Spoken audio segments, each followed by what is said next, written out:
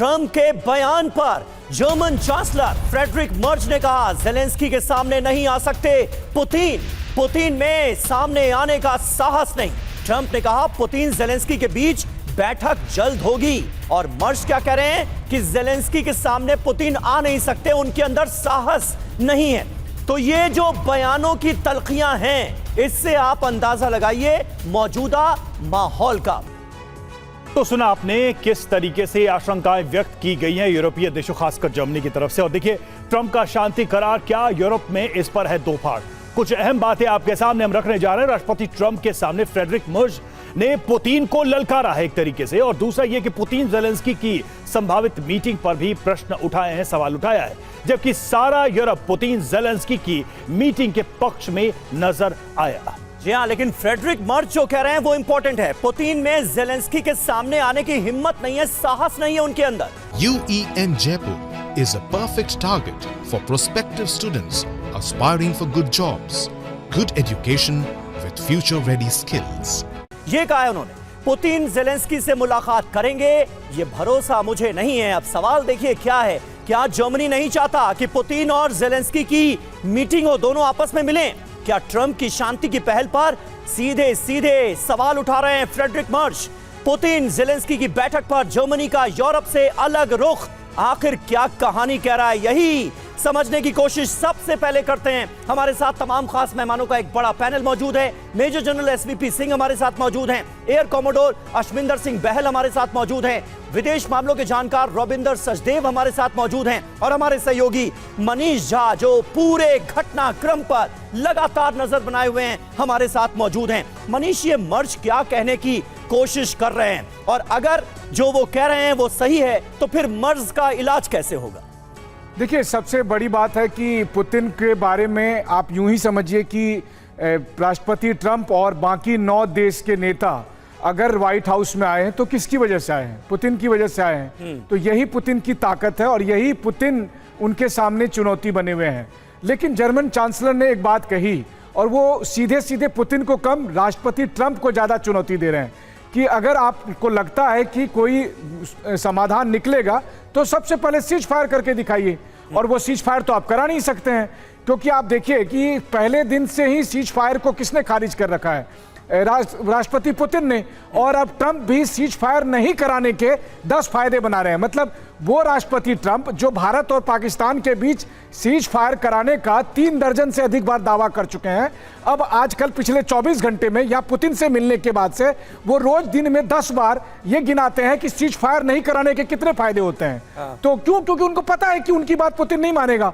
लेकिन हाँ, इनके बीच में आपस में कितनी फूट है कि जर्मन चांसलर ने ये बात कही, और वो भी तब जबकि राष्ट्रपति ट्रंप ने कहा कि यहां मौजूद जितने लोग हैं उसमें सबसे इफेक्टिव है जर्मन चांसलर, और जर्मन चांसलर कह रहे हैं मीटिंग से पहले सीज फायर कराओ, और उसी को तुरंत बाद ट्रंप कह रहे हैं नहीं नहीं जी सीज फायर नहीं होगा। तो इस तरीके से तो इनके बीच में बातचीत हो रही है। तो ये पुतिन से क्या डील करेंगे?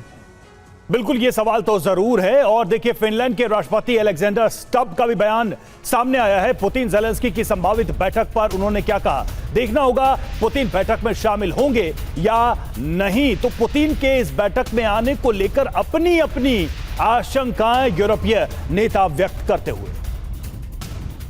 तो देखिए, ऐसे में सवाल तो यह है कि जर्मनी और यूरोप को रूस पर भरोसा क्यों नहीं है? आइए इसकी भी वजह आपको समझाते हैं। जर्मनी को पुतिन पर भरोसा क्यों नहीं?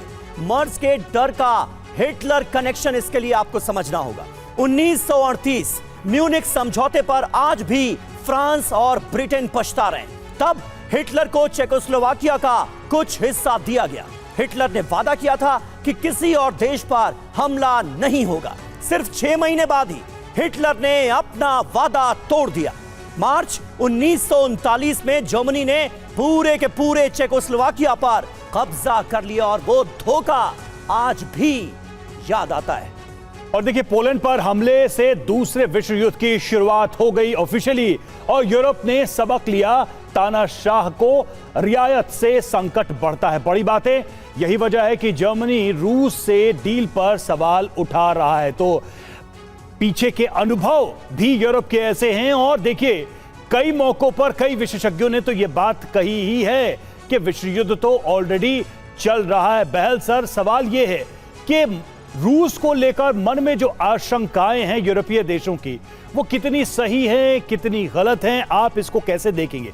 क्योंकि अगर डाउट के साथ ही आगे बढ़ते हैं तो कोई डील नहीं हो पाएगी, कभी भी नहीं हो पाएगी। बिल्कुल सही कह रहे हो। और जो रशिया का अगर हम देखें तो लास्ट 3.5 साल के अंदर इकोनॉमिकली और मिलिटरीली काफी डिग्रेड हुआ है। उन पे हजारों सैंक्शंस लगे हैं, 1.5 लाख से 2 लाख के करीब अलग अलग जो इंटरप्रिटेशंस आई हैं, उसके अंदर उनके सैनिक मारे गए हैं और कई लाख घायल हुए हैं।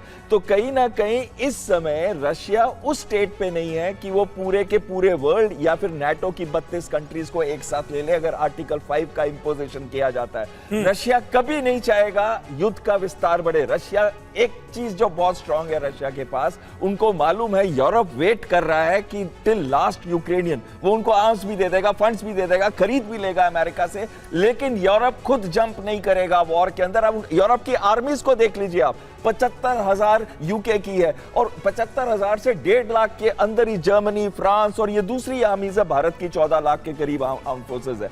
तो कभी भी यूरोप जंप नहीं करेगा अटैक करने के लिए, डायरेक्टली कभी नहीं आएगा जब तक अमेरिका नहीं आता। तो ये इज्जत किसकी गई हुई है इस समय? 20% जो लैंड है, टेरिटरी है डॉनबास की, वो किसने, डॉनबास, सूमी, खार्किव और क्रीमिया की किसने ऑक्यूपाई कर रखी है? रशिया ने। रशिया की पोजीशन स्ट्रांग है।